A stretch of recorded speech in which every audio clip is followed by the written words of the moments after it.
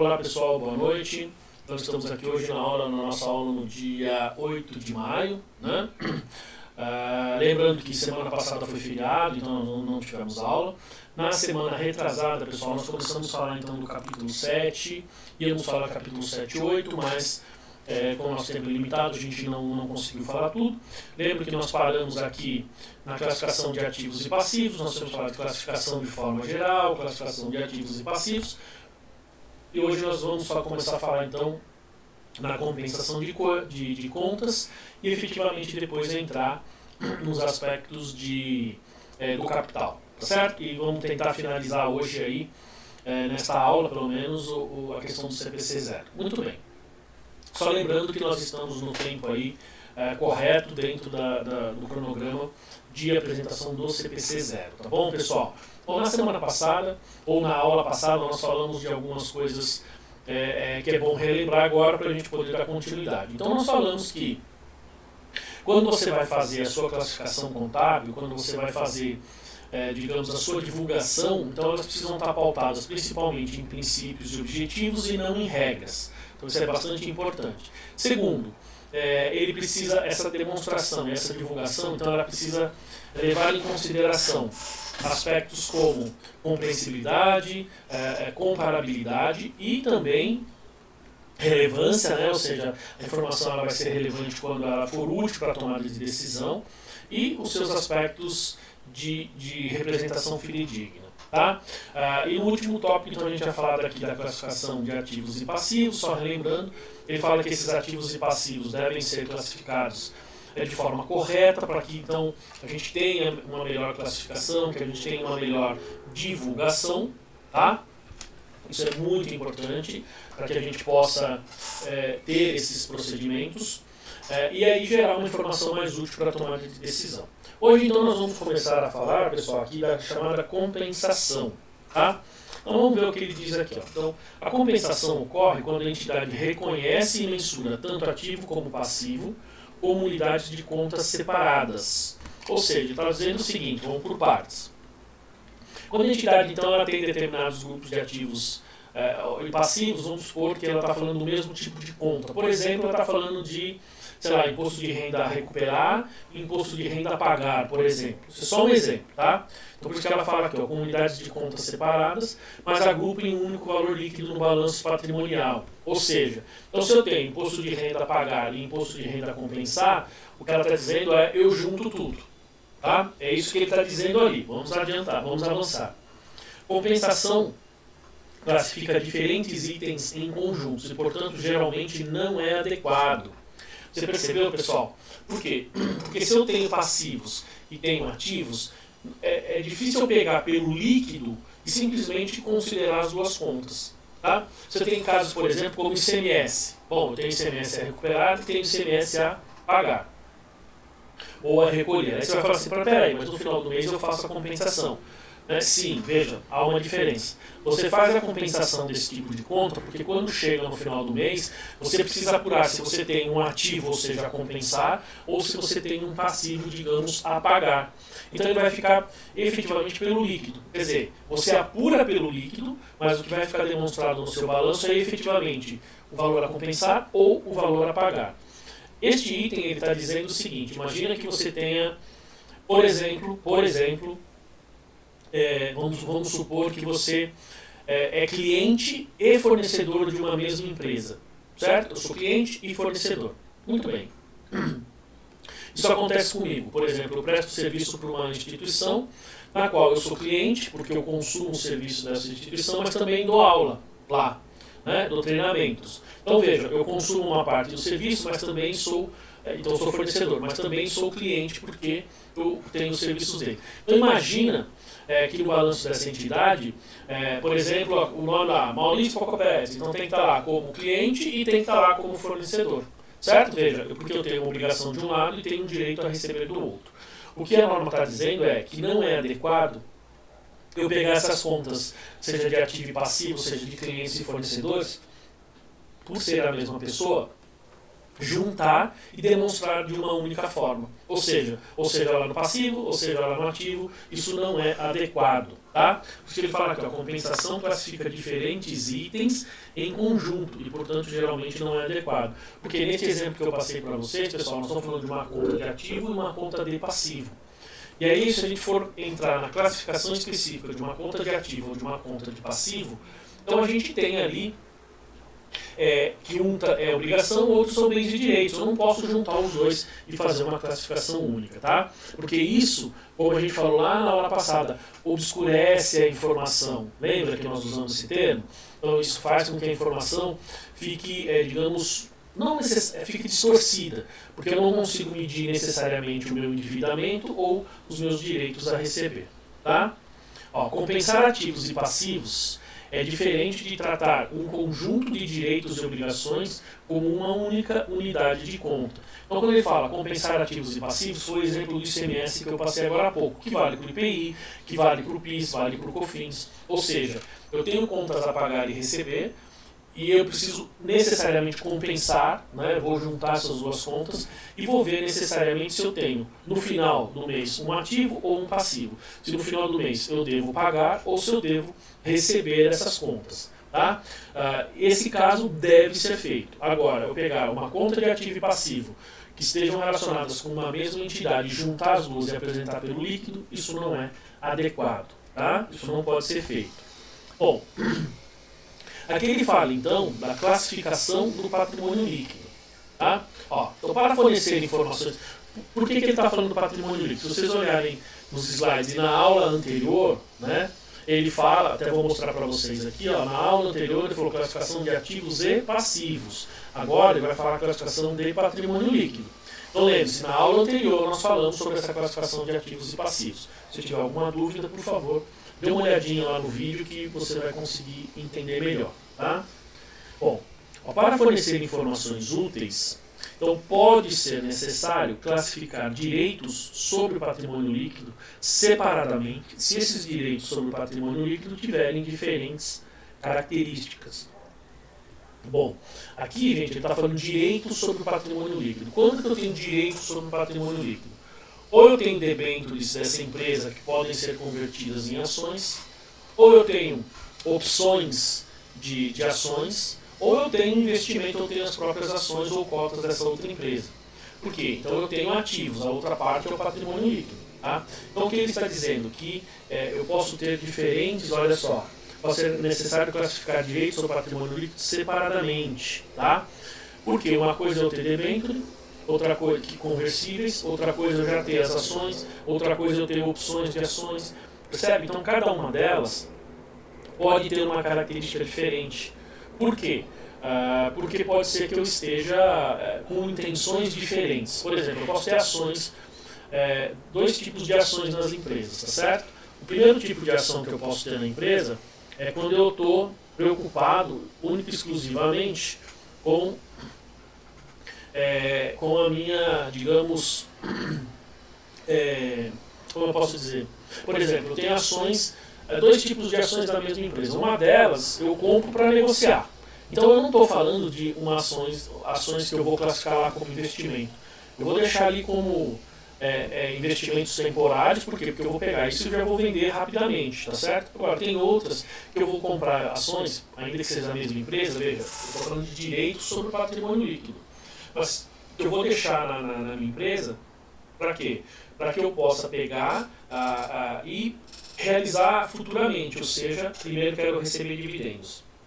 Estou dando esse exemplo porque eu tenho ações da mesma empresa, dois tipos de ações diferentes, e um eu tenho intenção de realizar e outro eu tenho intenção de receber dividendos. Isso significa, pessoal, que, veja só, nós temos, então, que classificar esses direitos sobre o patrimônio com diferentes características, eu estou classificando de forma diferente. Tá?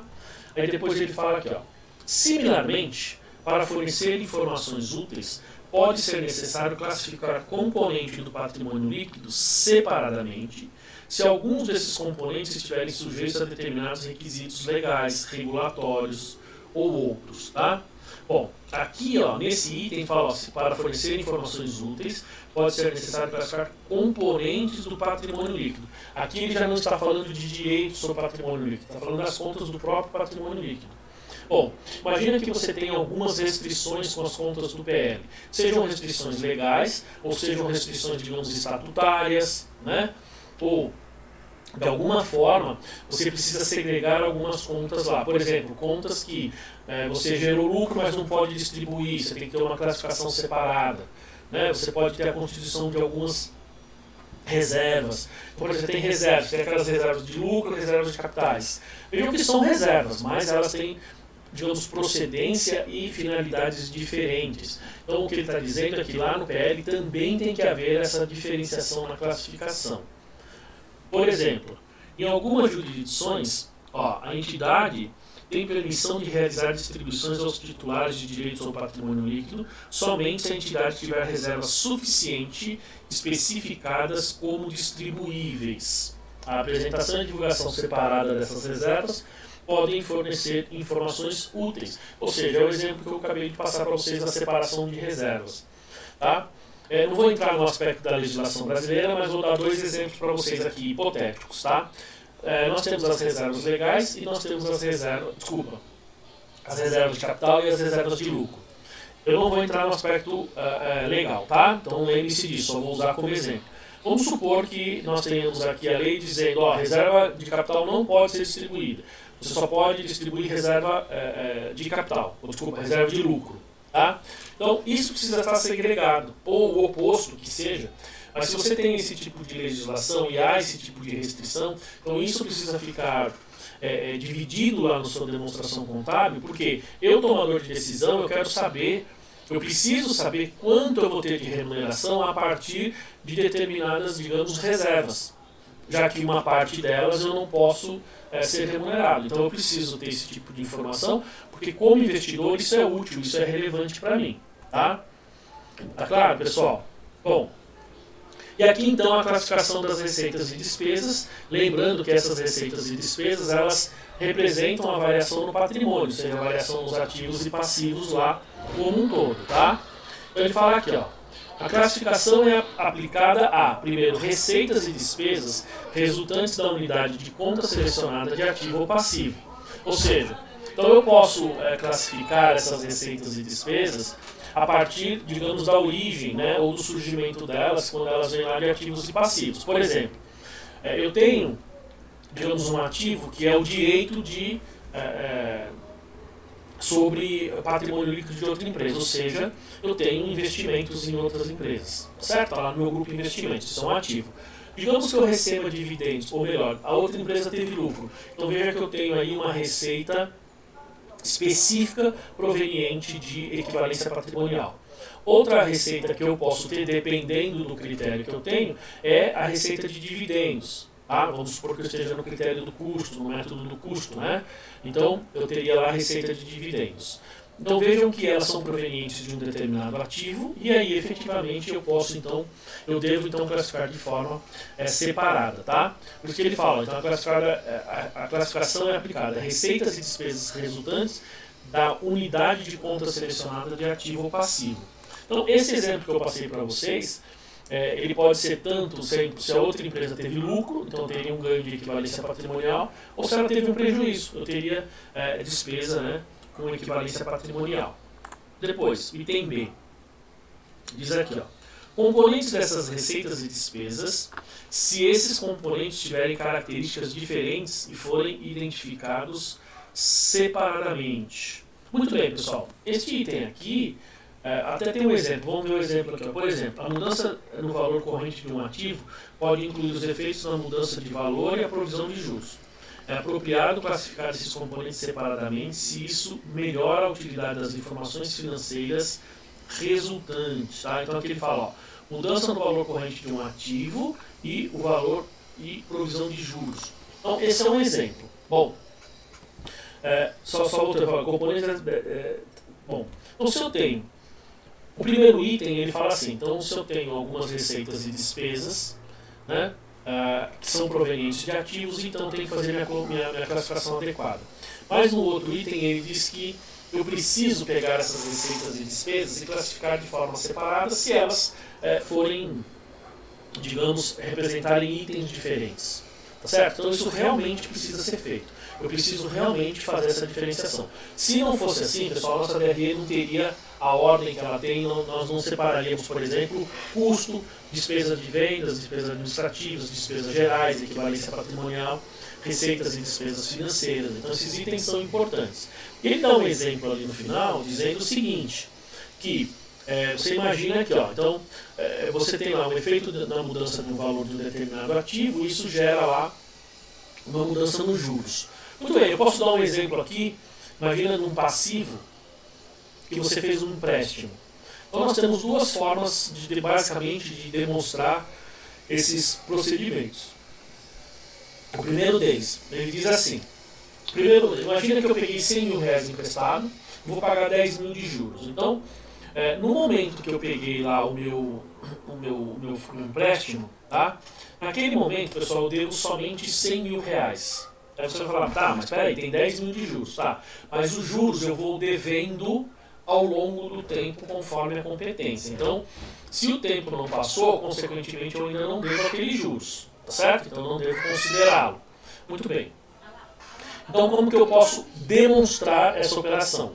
Eu posso acreditar, situação número 1, então eu acredito o meu passivo no valor de 100 mil e o dinheiro que entrou no caixa no valor de 100 mil, certo? Então eu não tive que fazer nenhuma provisão de juros, como é o exemplo aqui.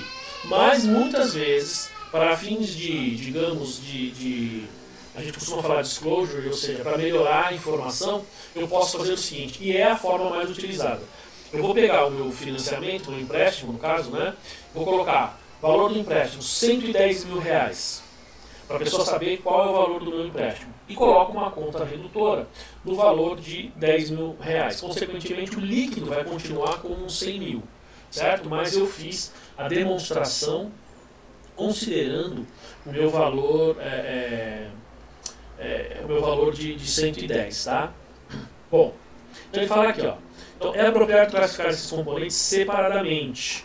Se fazer isso, se fazer isso melhora a utilidade da informação financeira resultante. Então é um exemplo, veja, eu posso mostrar pelo líquido ou posso mostrar de forma separada. Acrescento juros e põe uma conta redutora. Então esse é um exemplo no qual para algumas pessoas fica mais fácil esse entendimento, para outras nem tanto.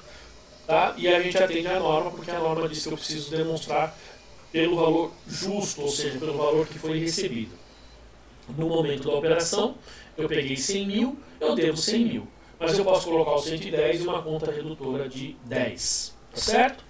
Muito bem, pessoal. Então aqui, ó, ele dá, até esse momento aqui, ele passa para a gente, basicamente, o que a gente tem em termos de classificação de ativos, como que a gente precisa fazer essas demonstrações, essas divulgações, né, e o que a gente precisa, então, levar em consideração na hora da divulgação. Agora a gente vai entrar, pessoal, no último capítulo. Ele fala aqui, ó, conceito de capital e manutenção de capital. Bom, por que ele tem, então, esse último capítulo? Isso era o que era para a gente ter terminado na última aula lá, mas a gente não conseguiu. Bom, esse capítulo 8, a gente... vamos lá, ele é tratado na norma pelo seguinte, porque a gente, nós temos lá os nossos passivos, aí nós estamos falando de capital próprio e capital de terceiros. Tá? Então como é que a gente trata esses capitais aí, né? Como é que a gente considera? Ó, o que é então esse conceito de capital? Né? Capital próprio, capital de terceiros, enfim. E como que a gente vai dar manutenção dele? Ou seja, como que a gente vai fazer para a gente dar o tratamento específico para cada um desses tipos de capitais. Então, a norma tem esse capítulo para dar esse, digamos, entendimento, esse tratamento específico para a gente. Tá bom? Então vamos lá. Capítulo 8, conceitos de capital e manutenção de capital. Então ele fala lá, ó, o conceito financeiro de capital é adotado pela maioria das entidades na elaboração de suas demonstrações contábeis. Então veja que ele fala aqui, e nós usamos isso no nosso dia a dia, tá?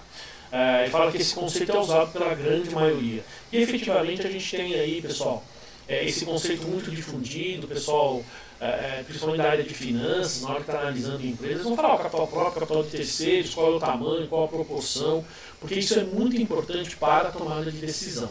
Tá?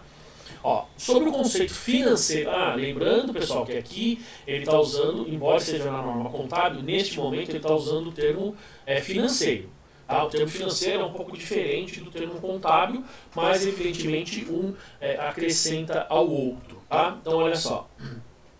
Sobre o conceito financeiro de capital, então, tal como caixa investido ou poder de compra investido, então, capital é sinônimo de ativos líquidos ou patrimônio líquido da entidade. Então esse é um ponto que a gente já falou em algumas aulas aí para trás, quando a gente fala do que é, então, ativos líquidos. Pessoal, ativos líquidos é a mesma coisa que patrimônio líquido, ou seja, em tese são sinônimos. Tá certo? Porque os meus ativos líquidos são todos os meus bens e direitos depois de liquidados os meus passivos. Consequentemente, o que sobra é o meu ativo líquido, consequentemente, nós estamos falando de patrimônio líquido. Tá? Então, esse aí é o conceito que nós temos, que é importante nós sabermos. Até porque, pessoal, vale a pena chamar a atenção nesse ponto, porque basicamente todas as normas, e principalmente as normas de consolidação de balanços e equivalência patrimonial e outras normas, por exemplo, CPC 15, combinação de negócios, eles sempre tratam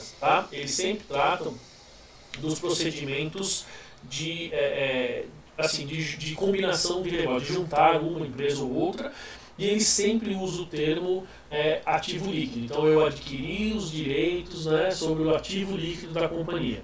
Ele está falando, em outras palavras, que ele adquiriu o direito do patrimônio líquido. Tá? Então, continuando. Então, sobre o conceito financeiro de capital, tal como caixa investido ou poder de compra, capital é sinônimo de ativos líquidos ou patrimônio líquido. Certo? Então, para reforçar.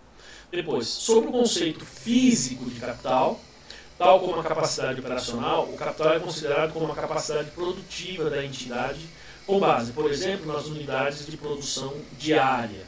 Então vejam, pessoal, ele está separando aqui o conceito financeiro e o conceito físico. O conceito financeiro é digamos, o próprio patrimônio líquido da empresa. E o conceito físico é a sua capacidade de geração, sua capacidade de produção. Em tese, seria a sua capacidade instalada. Tá? Olha o que ele diz aqui, ó. Conceito físico tal como a capacidade operacional, tá? Ou seja, sua capacidade de gerar, de manter, de fazer a sua operação. Tá? Aí ele diz lá, ó, o capital é considerado como uma capacidade produtiva da entidade. Então, só reforçando, você tem o capital financeiro e o capital físico. Financeiro, patrimônio líquido, capital físico, ele está falando da capacidade da empresa de gerar benefícios, né? a sua capacidade instalada, tá bom? Aí ele fala aqui, ó, a seleção do conceito apropriado de capital pela entidade deve ser baseada nas necessidades dos usuários, nas suas demonstrações contábeis, né? Bom, então lógico, se eu for utilizar um conceito ou outro, aqui a gente tem o conceito, digamos, do ponto de vista de fora para dentro. Então eu preciso saber o que o mercado, o que o usuário, o que o terceiro necessita em termos de informação, como a gente já falou, a informação precisa ser útil, a informação precisa ser completa, para que ela seja, digamos, relevante, né? Ou seja, para que ela seja relevante, ela precisa ser útil, ela precisa influenciar na tomada de decisão. Então a gente precisa escolher o modelo adequado de capital do ponto de vista do terceiro. Tá?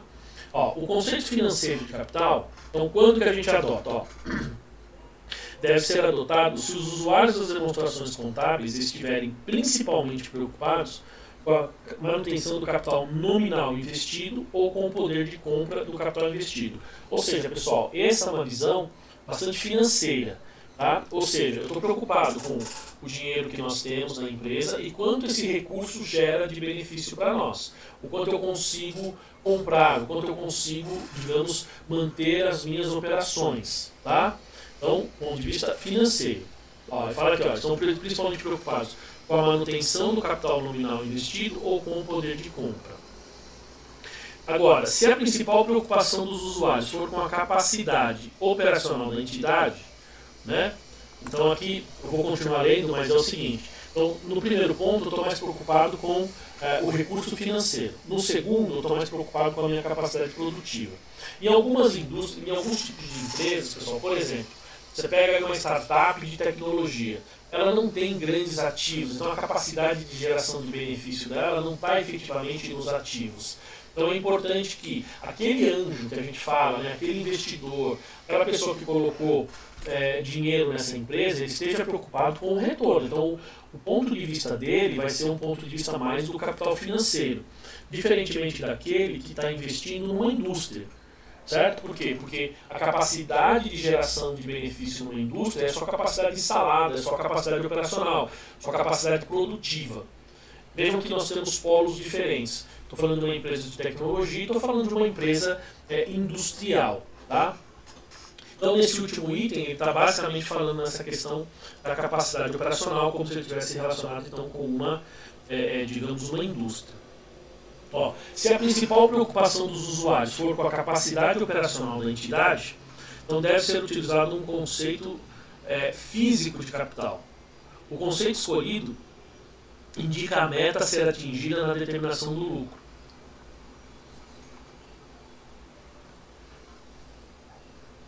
Ainda, desculpa, deu uma falhada aqui, na determinação do lucro, ainda que possa haver alguma dificuldade de mensuração para tornar o conceito operacional. Então, o que ele está dizendo nesse último pedacinho?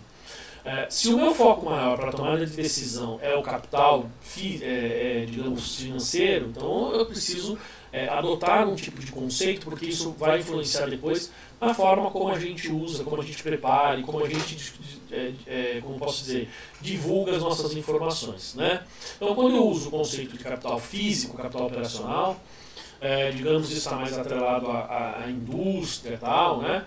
Nesse caso, então, eu preciso adotar algumas formas de divulgação que vão facilitar o entendimento para este usuário, de forma mais, digamos, direcionada, tá? Bom, então aqui ele fala, ó, conceito de manutenção de capital e determinação do lucro. Depois, ó, vou mostrar aqui para vocês, tá? Então nós temos poucos itens para frente, tá certo?